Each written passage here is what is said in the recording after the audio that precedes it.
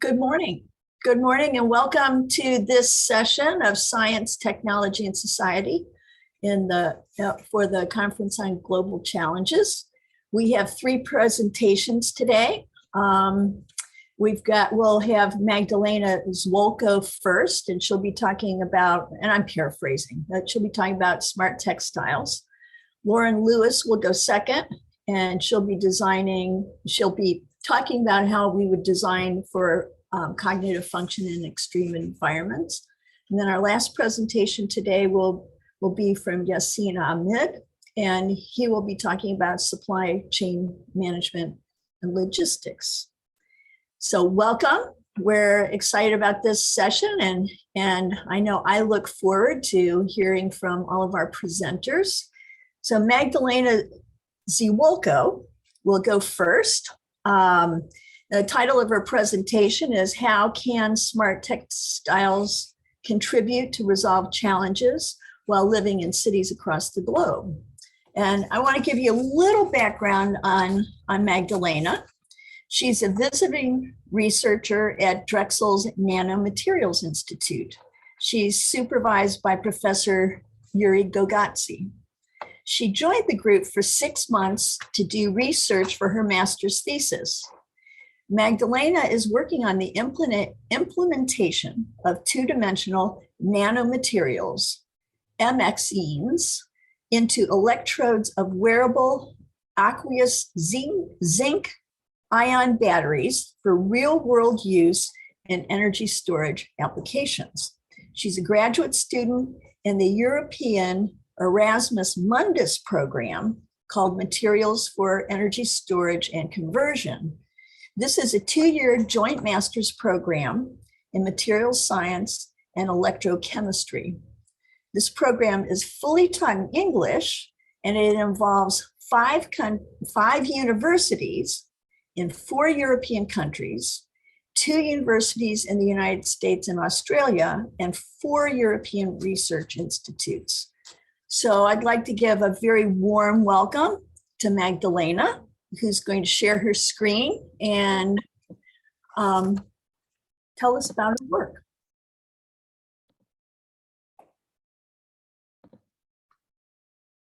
Okay, I'm sharing my screen right now. I hope it's visible.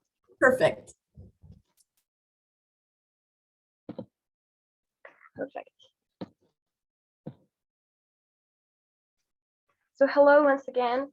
My name is Magdelena Zwolko, and today I will talk about smart textiles and how they can contribute to resolving challenges while living in cities across the globe. I'm very happy to be here and present.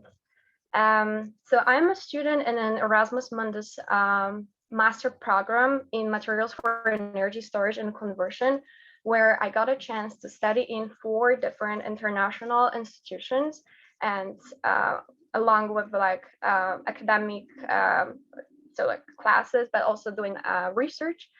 And I did at the same time while studying, I did travel to Warsaw in Poland, to Toulouse in France, Bilbao in Spain, and I'm currently based in Philadelphia, here in the United States, where I'm doing research for my master thesis.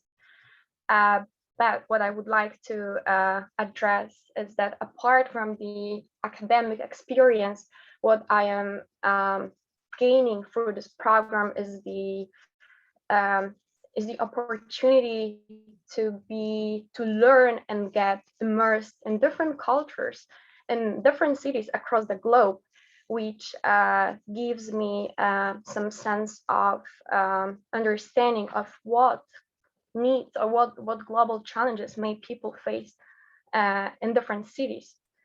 And from my experience, what I have understood is that while people live in cities at a very fast pace, in cities that are information driven, people strongly rely on technology, on digital technology.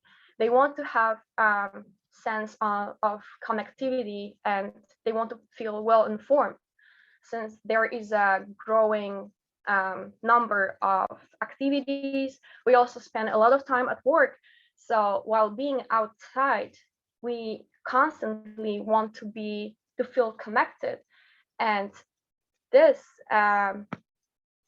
this constant desire of connectivity and the access for real-time information can lead to new or innovative technologies that are present in smart cities. So those kind of technologies that are called, we can call them Internet of Things, IoT, are basically the different objects that we use every day, and we give them some sort of functionality and connectivity so that we can rely on them in like real time, and we can also be connected to internet wirelessly, and that sort of things can be applied in many different fields, many different areas, while living in a city such as the automotive, healthcare, communication, and fashion.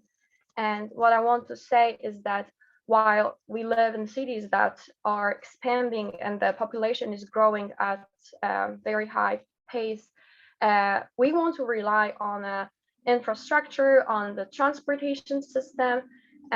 So the implementation of technologies such as Internet of Things, IoT, is necessary to build an ecosystem that is based on digital technology that can be reliable and that can lead to more sustainable and more efficient cities that we are living in. So my idea of my understanding of that is that if we want to feel fully connected, and at the same time the time that we spend outside, and that leads us maybe to a conclusion that why don't we produce devices that are 100% of time present with us, such as textiles, right? Because we are wearing different form factors, wearable form factors, such as clothing or different accessories that are made of textiles. They are present with us almost 24 hours a day. They are very versatile, and they are easy to be customized, meaning that there is a variety of different materials. We can shape them in a way that we want, and that can also be applied in many different industries and many different applications. So that basically gives us that leads to a rise of a smart textiles field that integrates IoT devices, so the smart devices, into wearable form factors, into textiles. And what I want to address here is that smart textiles already have many applications that we can, of course, point out, such as healthcare, aerospace, fashion, automotive, sports, and military. But what I really want to focus on is the actual implementation in industry or commercialization, such as the project that was run by Google. It's called Jacquard, and it's a collaboration between Google and Adidas, Samsonite, and Levi's. So basically the three top companies that produce textile-based accessories and clothing. And what they did is they produced a micro device, a microelectronic device that can be seen here in the person is putting it right in the sleeve. This tag is a connection, is like provides integrity with the textile that we are currently wearing, and that can be honestly anything.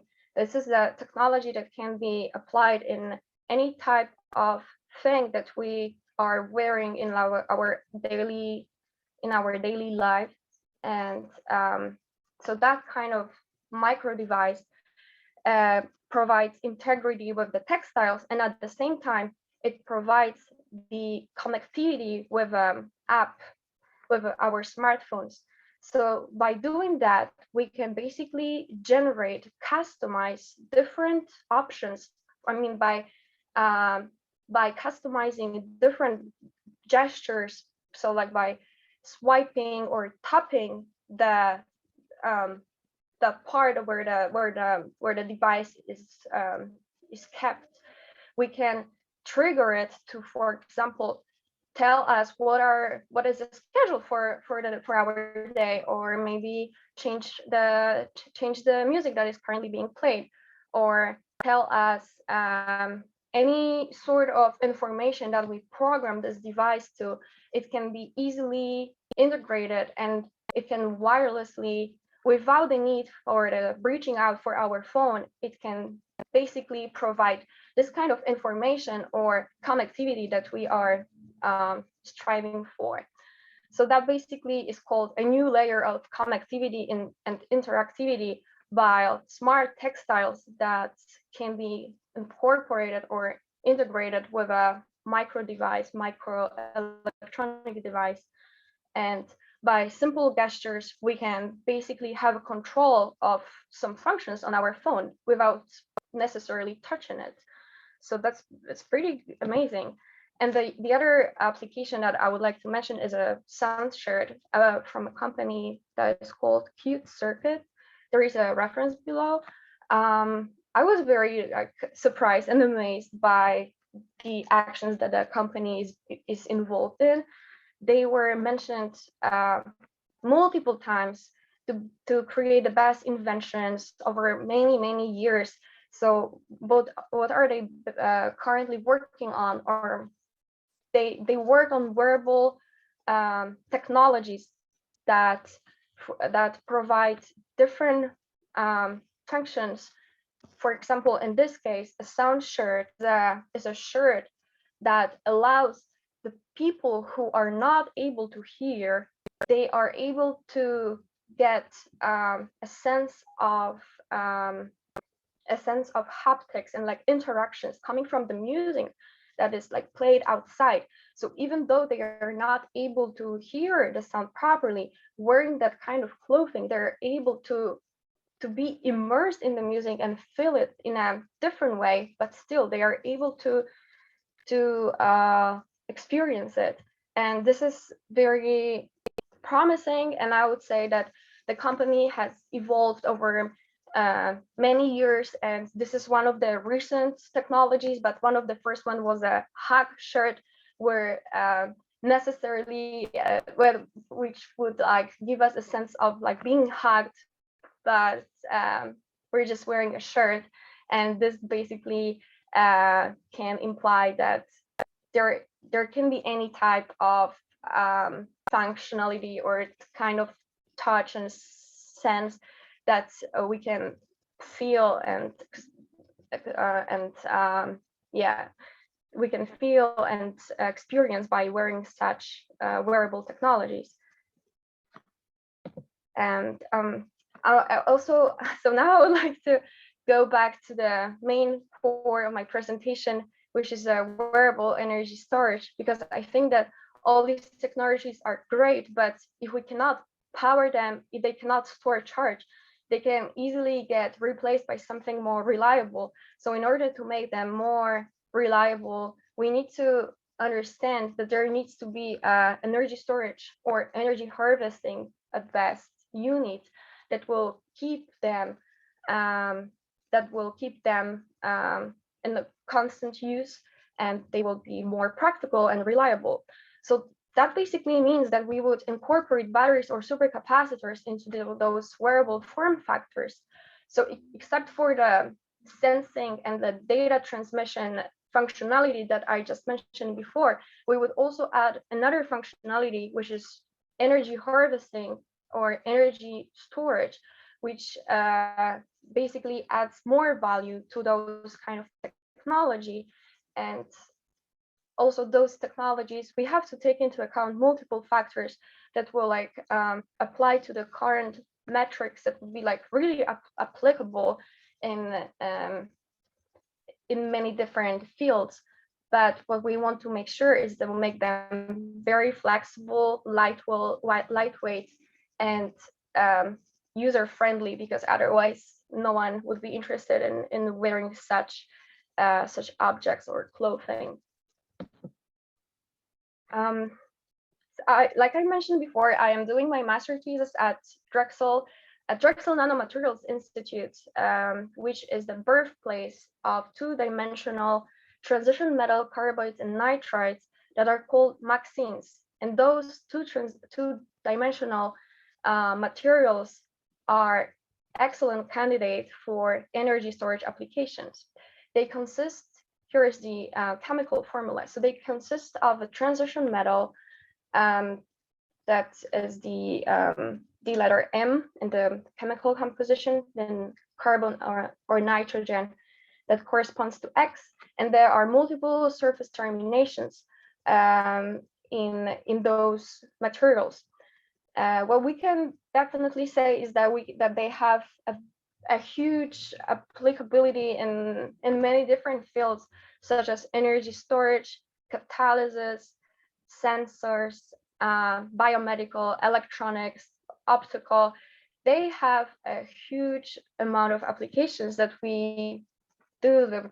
We do very broad and extensive research in our group, and they can provide many different functionalities. They, like I said, they are applicable in many different fields. And what is also very important, they can be coated on textiles. And due to the fact that they are easily dispersed in water, they are hydrophilic. They don't need any type of binders, surfactants, or additives to get a coating on a textile. And at the same time, they improve electronic conductivity, and they have a high surface area. That means that they are very promising candidates for energy storage applications. And the fact that we can easily process them is only other advantage to actually start using them and then gain more understanding on how and what form factors we can create while using those type of nanomaterials in many different textile-based materials, so that we can create the best device for any application. And here, as my last slide, I would like to give you a little bit an overview of what kind of cutting-edge research we do at Drexel Nanomaterials Institute. This is a paper that was recently published by our group, and it drew a lot of attention worldwide, because this is one of the first MAXene-based textiles that are essentially working as a supercapacitor, so they can store and then emit energy, and the energy that Magdelena, I have to interrupt. This is really, really fascinating, but we're way over time. Oh, I'm so sorry. I'm so sorry. We're so I need you to sum up so we can introduce Lauren and get to the. I just want to say that the research that was done met all the power and energy metrics and could power a sensor that was essentially that was powered for almost 2 hours, and that's a really impressive and very progressive step into those wearable energy storage technologies. Yeah. Thank you very much. Thank you. Next, we have our next presenter. Our next presenters. Thank you very much, Magdelena. Our next presenter is Lauren Lewis. She's going to be presenting on designing for cognitive function in extreme environments. Lauren is currently a graduate student studying in interior architecture and design she already has a bachelor's degree and an MBA in marketing. But in a moment of clarity in 2020, Lauren decided to change her career path to pursue her passion for architecture and design. Her design approach focuses on creating dynamic and holistic interior and exterior experiences through leveraging scientific data on cognitive function and sensory responses. Lauren believes that well-informed design can create a world that is not only more visually beautiful, but also a world that better supports everyone. So take it away, Lauren. Thank you. So, share my screen. So as Gina said, my topic and my thesis is on designing for cognitive function in extreme environments. And this is kind of the phrase that we are our experiences is really what drives me as a designer. And to kind of illustrate this point, I welcome everybody to think of their favorite space when they were a child. And this could be something like your grandmother's house on a holiday morning, and maybe you can hear the pots and pans or smell your favorite food from like your birthday, or maybe it's sledding with your friends and you can hear the crunch of the snow under your boots. And all of these experiences are dictated by our senses, and we all are very familiar with our senses. Maybe balance is a little bit of a question mark, not as known or as appreciated. But basically every moment of our lives, we're getting kind of bombarded by sensory experiences. And all of these experiences are what make up our memories and what makes us who we are. So that experience of thinking about your favorite childhood space when you were a kid, those are all informed by the senses that were being stimulated at that time. And then along with, the emotional tie to that space.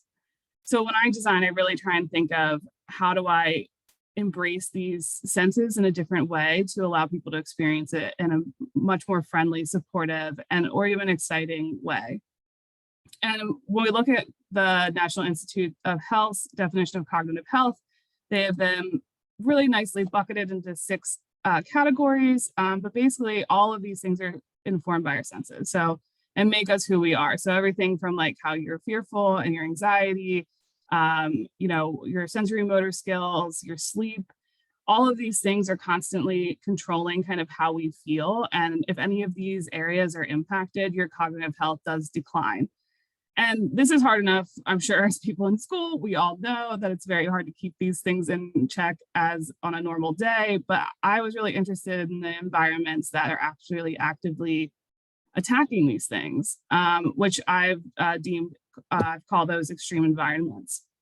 And what are those? This could be something like areas of scientific exploration, and typically areas, that you aren't able to go outside in the same capacity that you were before. And there's a much broader definition as well, but that's to keep it a little bit simple.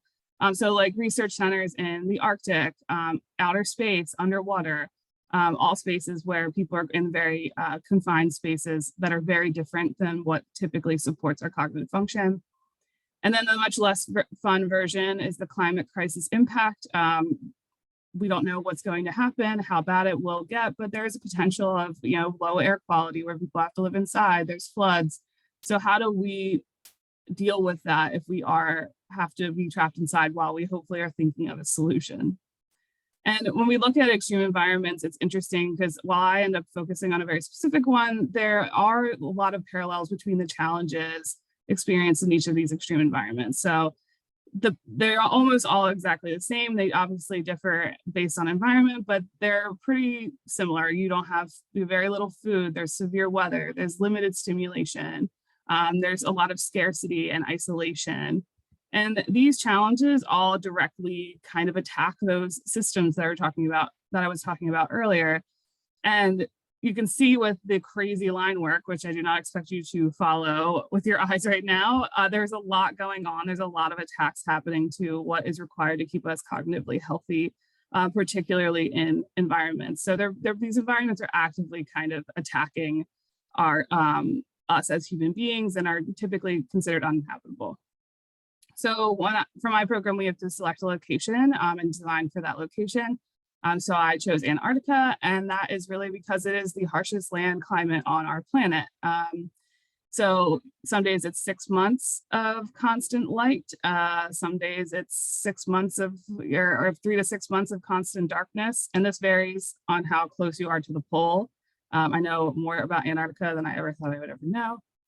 And then sometimes you get this really nice blue light, which is a little less known, but it's a very short period of the day. So while the sun might not dip or come might not dip below the horizon or come up above the horizon certain times of the year, it gets close enough to kind of do this really nice reflective light. But that's the most that you'll get that day. And I'm not going to go over these too much, but essentially I did a lot of sun studies, and you can see really there's only a few months. If you look at the chart on the left, if you see dark yellow and middle blue, that's kind of a typical day that we would experience. While the areas where it's all yellow is all daylight, and the areas that are all dark blue are all dark. And then just another graph on average temperatures just to kind of show the severity. Temperatures ranging between -23 degrees and 35 on average, though it does get a lot colder in certain areas. And I even did a survey, a very informal Reddit survey. I ended up getting 60 people who live in these environments and asked them if they felt that they were being impacted negatively in the areas that were aligned to these cognitive function systems. And the results were pretty impressive, especially for it being very informal. 35% of people said they actively noticed cognitive decline. So as human beings, we're not really great at self-awareness. So I think this number is probably a little bit higher, but it's still a very significant number even then. So how do I come in as a designer? How does this work? And I really am like looking at all the data, it just feels like there's this disconnect from life. It's very much like our lives are our own. We're trying to stay alive, out there is trying to kill us. And there's this really very severe divide between us and the outside and the building. So it kind of made me think about like, can a building be alive? Can it support life in a different way? And then there's to kind of summarize of like where I'm going with this. We talked about cognitive function in the beginning. That's like our highest goal, right? Like that's how I'm defining our highest level of wellness. To get there, we need sensory stimulation. We need our senses to be all working and hitting all of those systems that we need. And then a lot of this all comes down to the connection of your physical space. And that's where I really am focusing my energy. And those are the three categories kind of under that I think will create that connection. One, memory and materiality. The next is natural environment and connecting to that natural environment, and then utilizing technology. So when we're talking about memory and materiality, as a designer, I really like, there's something really powerful about materials. And I think it's something that we just don't think about because it just, maybe when you're putting in your new floor, you're like, do I want tile or wood?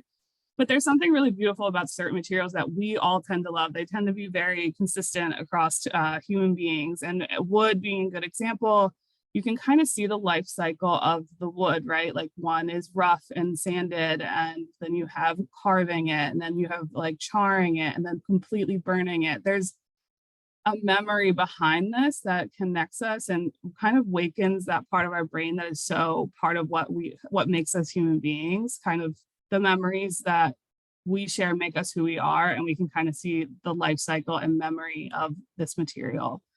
And another good example is brass. People love to pet the brass statues, so you can see where people are like petting this dog, and you have this really beautiful historical reference that not only like, are you not alone, but people have been here before. And it kind of shows this little glimpse into humanity and what's important to us. So I've explored that as well. Embracing natural environment. And a lot of people have probably heard the term biophilia. Essentially, we are very connected to our environment. It's required for us to heal faster, essentially, even in a hospital setting. If you just have a picture of greenery on your wall, there's data to support that. So if we look at how do you do this in an architectural setting even more, someone like Snøhetta is a big design firm based out of Oslo in Norway. This is in Norway as well, this building on the left. And they're really inspired by the actual environment. And you can see like embracing this harsh environment really made this really dynamic, welcoming space. And we see this all the time, right? We're inspired by nature constantly. This is a spa on the right. It feels very starry and beautiful. And there's something really evocative about that parallel. Looking at canyons in Utah, and we're seeing, technology allows to make things like this bookstore on the right. It's just a very there's something that kind of hits to the core of us. And even if it's not like your personal preference, maybe you don't want your home to be like that. It's still a really interesting experience, I think, for almost everybody to be in a physical space like this. And even down to like a microscopic level, looking at ice under a microscope is very similar to Jackson Pollock painting.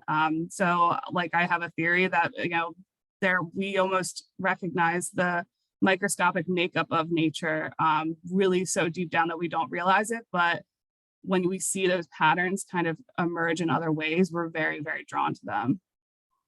And so lastly, it's really how do you utilize technology to kind of take all of this and make it possible, particularly in these environments. And one example is there's actually a group, Sarpuria research group is looking at how ice formation occurs. So can we take, you know, the actual geometrical structure on how ice forms and create an awning that encourages icicles. So maybe you can have, you can 3D print this in an environment like Antarctica where you can't easily get things shipped. And then you can create an experience like this where somebody gets to experience this harsh environment, but the beauty of it in a really safe space, and it helps bring that connection back to the environment versus it feeling like it's like this enemy to you. You know, utilizing existing resources within the building itself. You know, if for example, you have a sauna or if anything else that creates steam, a steam engine of any sort, how do you collect that steam rather than just pumping it out of the building? You know, maybe the steam kind of goes through a filtration system, waters some greenery in a really in a water scarce space, and you can create this really beautiful effect with that. And it actually adds to the design itself rather than being like this kind of cumbersome requirement, which I think is often how we treat sustainability. It's just like, well, let's just do it for the science of it, but how can we utilize it and make design with it? And then how do you look at things like data equipment and data centers and equipment heat? Data centers are huge. They get bigger and bigger, but they produce a lot of heat, and we tend to just pump that heat out of the building. You know, how do we harness that energy and use it in a much more sustainable way? You know, in this example, I'm looking at Antarctica and using snow and collecting snow within the actual architecture itself, using excess heat to melt the snow so it can go and filter through, and you can have a rain feature in a space where normally that would make absolutely zero sense and use very precious resources. So, you know, same thing, using data and light and filtering it through walls. Maybe you have a membrane that's heat responsive and releases these really thin layers of light, or light fixtures on the wall that allow light and heat to come in a really natural way rather than adding a heat system in the space. You know, maybe that can look like this. It's a very early version of one of my spaces in my thesis, but, you know, looking at the light features rather than it being all individually electrical pieces, the data center behind it is supplying that light. And there's little pieces of light pushing through the membrane. And maybe that membrane even pushes out like lungs, and it makes this building feel alive. This is fascinating. Can you wrap up, Lauren? Yep, and that was it. So oh, perfect. Perfect. Thank you very much. Yep.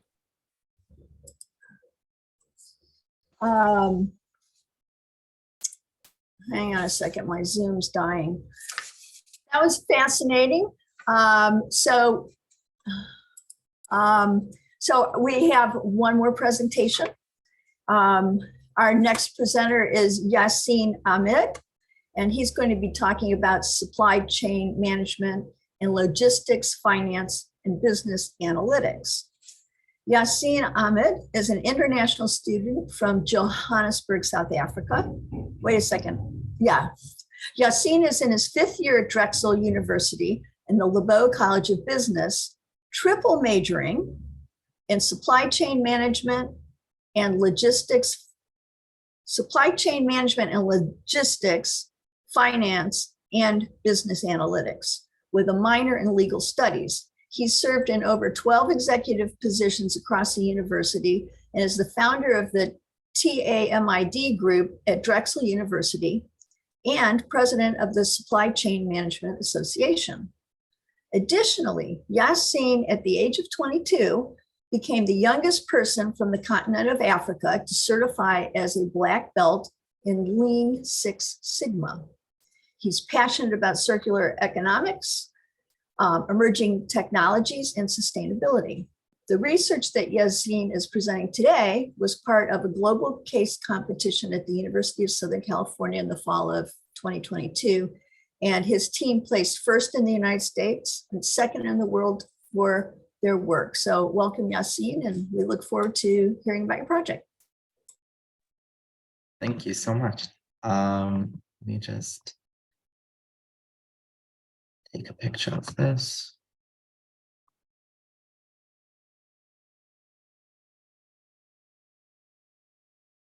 Can you guys see my screen?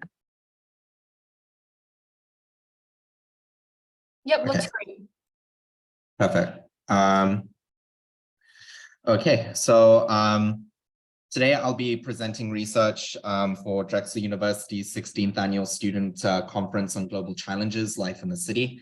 The title of this work is Smart Cities and Technology Shaping Global Supply Chains of the Future. So my name is Yaseen. I'm a senior at Drexel University, triple majoring in supply chain management and logistics, finance and business analytics. I've been researching smart cities and emerging technologies for the past 2 years. So looking at the problem statement, what is a smart city? There is currently no universally accepted definition. Its goal, however, is to use smart technology to optimize city operations, spur economic growth, and improve people's quality of life. It heavily relies on cutting-edge technology to help with urban issues like improved transportation and mobility, communications and connectivity, energy conservation and efficiency, and social services. And my research has determined that since there is no universally accepted definition, then there is no erudite example, and I'm here to change that today. So let's get started. So I've clarified the definition, and a smart city is an urban development that understands the needs of its citizens in a sustainable and secure way. All infrastructure, modes of transport, transportation, and machines are connected, expanding the flow of data to improve and develop the city and the lives of its inhabitants. So creating a circular economy is crucial in developing a smart city and for a smart city to exist altogether. Our global economy is built on a take, make, waste model where natural resources are extracted, used, and then end up as waste. This inefficient model is pushing our planet to the brink, driving the climate crisis and depleting resources we need to support more equitable and thriving communities in the future. Research shows that creating a circular economy offers a $4.5 trillion economic opportunity by avoiding waste, whilst also creating business growth and employment opportunities. So some recommendations after thorough analysis and research, I concentrated on 5 core advancements that I think would be within the scope of a smart city whilst offering maximum utility to all stakeholders involved. So the 5 recommendations are free high-speed Wi-Fi, autonomous movement, a central reporting tool, health loop, and a smart city app. So the dependency on internet has exploded in usage in recent decades, and what was once a privilege is now turning into a basic utility. Citywide Wi-Fi is more than public convenience as it helps run the infrastructure of the city. In the coming slides, you'll see how crucial this aspect of a smart city really is, and I'd like to think of this as the glue that unifies all city infrastructure and is most important aspect of end-to-end transparency. If you have a look at the graph on the right, it shows the forecasted 5G contributions to smart grid, which is at almost $210 billion, waste management, which is now at $82 billion, and 5G is a $39 billion industry when it comes to preventing water wastage. So looking at autonomous movement, we've got 4 different types of autonomous movement here. We've got drones, ride sharing, public transportation, and emergency services. These are all industries that autonomous movement would be able to have a significant impact in. And then just kind of focusing on drones, which are a clean, convenient delivery option, which carries no fossil fuels. And last mile delivery accounts for 40% of parcel shipping costs. So if we're able to implement drone technology, commodities like food, medication, or anything less than 10 pounds can be delivered by drones, significantly reducing that parcel shipping cost and promoting a circular economy. And then this is one of the most important supply chain tools that I recommended for smart cities to exist is a central reporting tool. It's an incredibly important piece of software from a supply chain perspective because all businesses within the city must use this tool as it allows the government to track the supply and demand of high and low volume materials within the city, promoting back-to-back visibility and ensuring a smoother and more predictive consumption model within the city. I understand that all ERPs are tailor-made to each company's specifications. And so the central reporting tool would be a add-on or widget that would be coupled with most or major ERP providers. Excuse me. And then this is a bit of a far reach. This is the health loop, which is a health monitor which tracks BMI and kind of alerts the user if there are any health issues that arise. It also, alerts doctors, hospitals, and dispenses the necessary medications if a person is experiencing any health issues. And then this is a smart city app. So I believe that in order to live in cities of the future, individuals should have the respective city mobile application on their cellular device to pay for bills, file for registrations, find services in the cities, all of these different activities here that are listed in the slide. And through the mass use of this application, the local government would be able to unlock a plethora of opportunities to harness incredibly useful data. And then this data could be used to build models that can predict on how populations behave in certain situations and create mitigation plans to reduce certain activities from occurring. And then this is just for the audience over here. So I provided a recommendation overview, which kind of summarizes the 5 recommendations that I provided, looking at the compounded annual growth rate of the market size, the implementation feasibility, some major revenue drivers, cost drivers, and then I put a section at the bottom there to either retain or discard the recommendation that I provided. And then looking at the sustainability model that I came up with, I won't get too much into detail because I know that we're running out of time, but looking at smart waste, predictive electricity, intelligent manufacturing, zero landfill, renewable energy, and carbon neutral push is definitely something that's a plan in this sustainability model.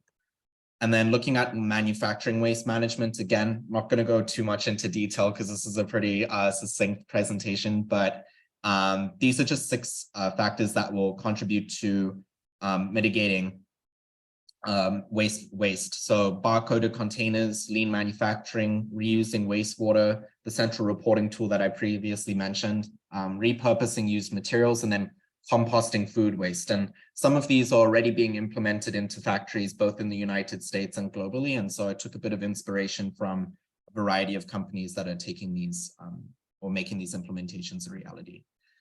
And then just looking at city waste management. So recycling plants, water management, autonomous garbage trucks, the energy core, which is a energy system that I've actually included in the appendix of my presentation that's available online if you want to have a look at that later, composting, and then microanalysis. And then something that I just wanted to get into a bit of detail here is vertical farming, which I think is an extremely effective form of food creation, which focuses on passive technological assistance in the farm. Vertical agriculture minimizes the use of labor, input costs, and overall growth time of product. And I think that for smart cities to exist, I definitely believe that vertical farming has to exist within the city. And then just looking at some constraints before wrapping up, geography, private sector cooperation, access to renewable power sources, overpopulation, funding, and adoption of technology are all core constraints which are preventing smart cities from existing. And so I've decided to kind of contextualize these constraints by looking at cities that are really trying to push to become smart. I don't consider them smart in my definition, but they're the closest to the definition to begin with. So we've got Beijing, Dubai, and Singapore. Beijing is currently facing an overpopulation constraint. Dubai is facing a geography constraint, obviously being in the Middle East in a very harsh climate, and then Singapore, an adoption of technology constraint. They've got an aging population, and also 12% of land is currently being set aside for transport infrastructure. So, and then just wrapping up the thoughts, financial feasibility. Yes, I understand that creating smart cities is a very expensive project, and so bonds, tourism, use of natural resources, and collection of taxes are all ways in which these smart cities would be able to exist. And then, yeah, looking at my conclusion, so I said that the definition that I've created is not far-fetched, and neither are the recommendations that I've created. So supply chain is a pillar within the city, and I acknowledge this throughout the investigation. And yeah, so I hope that you enjoy the presentation, and I'm looking forward to receiving the questions that we have from the audience today. So thank you so much for listening.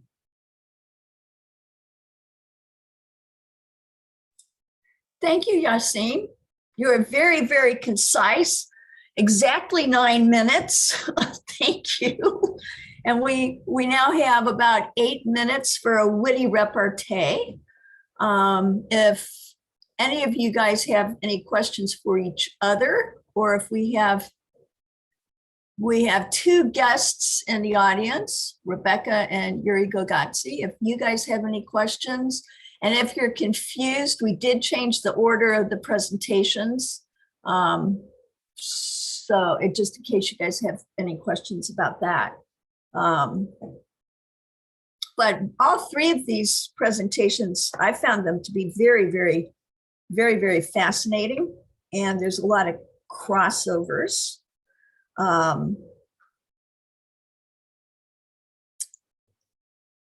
Okay, so I have a question for you, Lauren. And I don't know where I came up with this question, but my question is, can a building be alive? Somehow I picked that up from your presentation. Yeah. It's a question I'm really interested in. It gets it starts to get kind of a little like like it depends on like how conceptual designers are and like how they feel about it. I think it's a definition of being alive. So I look at it almost like a life source, and particularly in these environments, they really are providing you with the support to stay alive in a space that you could not exist in outside of it. So like I think there's a varying about like, right, is it growing, is it like actually moving, and is that alive? Is alive being adding elements like walls that breathe in and out with the air system and the oxygen system? So I would say I think yes, but it's not typical alive as if it's like it has a brain and a conscience. I mean, I guess AI could potentially start changing that a little bit. So yeah, it's definitely an interesting question that I'm really interested in, and I think it's like a very broad definition and like where individuals fall within that. Well, so I'm kind of wondering, if the smart technology or AI and smart, smart textiles, I mean, is that a way to make a building alive? I guess that's my question. Yeah, I think like there's a lot of things you can do too with sensory, like sensors, and like, is it responding to your body heat, and does the room expand when it knows more people are in the room? Does it know your individual biology and set the room temperature and the light levels to your preferences? Like, I think those are all things that are actually pretty possible now. They would be expensive, but yeah, I think there's actually there's a couple of fashion students I've seen looking into the wearable technology thing, and there is a ton of crossover between like interiors and that wearable and like the fabrics they're creating. And fashion tends to be ahead of interiors in architecture, typically, as far as that. So it's interesting to see where they're going and see how we can put it into like our physical spaces.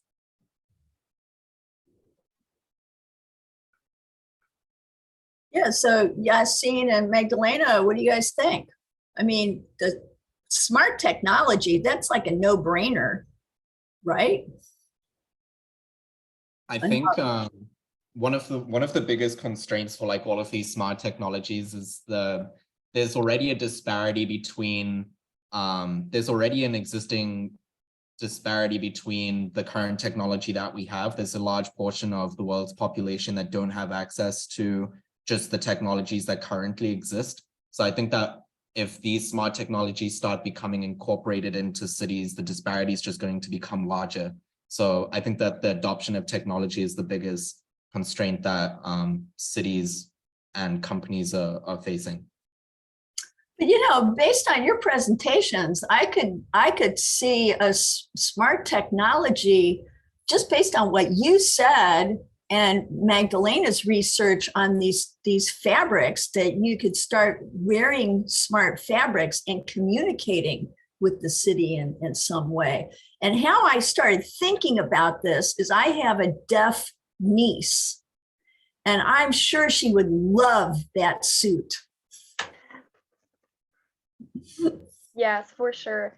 I think all these technologies that have different type of sensors included and like a wearable form factor can push the current technologies into like a very like much higher level, so that we can experience the things that we have never experienced before, and our life can be at so much improved.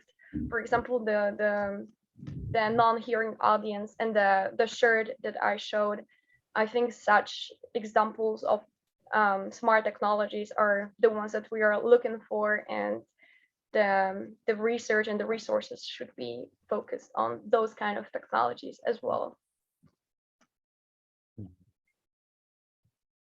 So we have a question in the chat. Is there any research on the connection between sustainability and these smart technologies, especially the textiles? And if that is being taken into consideration with all of these fantastic innovations? Yeah, sure. I mean, sustainability is a factor that we always have to include in our research direction. And it's like an emerging field in many different, any kind of application has to include the sustainability and the cost and any other factors. In the research that I presented today, the sustainability can be I'm not quite sure if that was the main goal of the project, because it's still, the field is still expanding, and we're still exploring different possibilities, different types of textiles, different types of energy storage. But for sure, the direction for this research is to become more sustainable and to switch from those the technologies that are more harmful to people, environment, to become more sustainable and user friendly. That for sure is the direction of the research nowadays. Actually, Yeah, I joined you later, guys, because I was in a PhD committee and have to run to another meeting now. But I enjoy listening to Yaseen's talk, and I've seen Magda's presentation earlier. I think you raised a very important issue about accessibility of this technology to the world beyond very well-developed nations here. And on one hand, I see from also my travel, for example, in Korea, in Singapore, many of solutions that just talking about now here are already being implemented and tested, or Japan. On the other hand, it doesn't necessarily need to be in conflict with needs of developing countries. And a good example, for example, is wireless communication technology, cell phones. People in African countries got cell phones, and everyone has a cell phone pretty much nowadays, and they simply skip landlines. They have not had this technology here. So again, many of the current mobile technologies that can be brought from renewable energy, harvesting energy of sun, wind, and so on, and bringing mobile smart solutions to places which don't have even the basics here may actually help to provide better quality of life and new opportunities to people in part of the world which don't enjoy the same level of prosperity as we have in the US here. So, and I think, but keeping this in mind and thinking how it can help people, not adding just extra luxury, but solving problem, whether this is someone who is deaf and will be able to communicate because of this technology, or someone who may not have a luxurious home, but having wearable devices will be able to connect to the world and enjoy benefits of modern technology here. So again, congratulations to all the presenters, and I have to run to another meeting. Have a great day everyone. Thank you. Bye. Thank you. And thank you so much to our three presenters. It was a very, very interesting session, and it was wonderful to see the crossovers, and the crossovers became much more apparent in the visual presentations. You guys did a great job of kind of presenting your own work, but then showing how it's relevant to each other's work. So thank you very much. Anna, is there anything else I should be doing? I think we're 3 minutes over. I think that was fantastic. I'm going to end the recording here. Thank you guys all so much. I had really no idea about any of that research. So it was super fascinating. But yeah, if you guys want to join throughout the rest of the day, the other panels, you're more than welcome to. But yeah, congratulations. I'll put this panel, the recording, up online, hopefully in the next few days. But otherwise, have a great rest of your day. And thank you, Gina, for moderating that so well. My pleasure. Nice meeting y'all. And, so much, everyone. good luck with your future work. All very fascinating. Thank you. Thank you so much. Bye, guys. Take care. Have a great day. Thanks, everyone. See ya. See ya. Ciao for now.